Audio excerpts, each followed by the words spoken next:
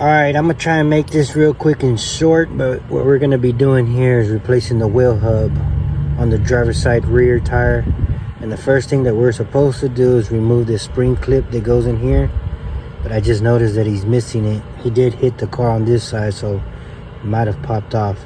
But anyways, in order to remove the spring clip, all you do is you get a small flathead screwdriver, and you kind of put it in there and pop the clip off.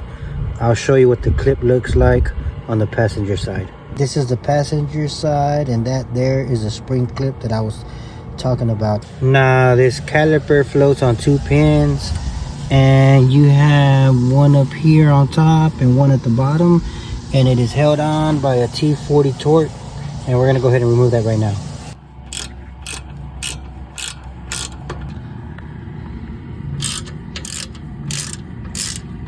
Now that we got the caliper off, we're going to remove the caliper bracket with the size 18mm socket.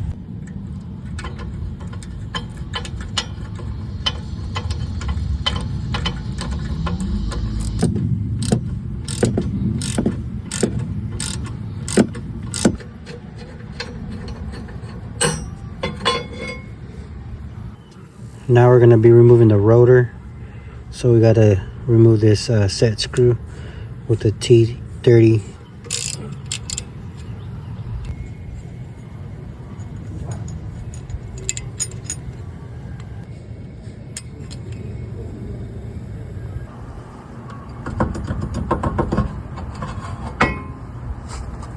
Before removing this wheel hub, it doesn't seem bad.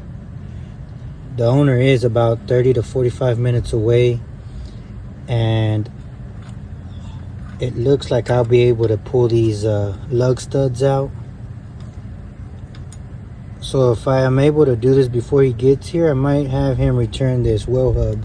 Okay, here it is. I was able to remove those lug studs out of there, and this hub does seem pretty good. But as far as removing the wheel hub with a punch and a hammer, you want to straighten up that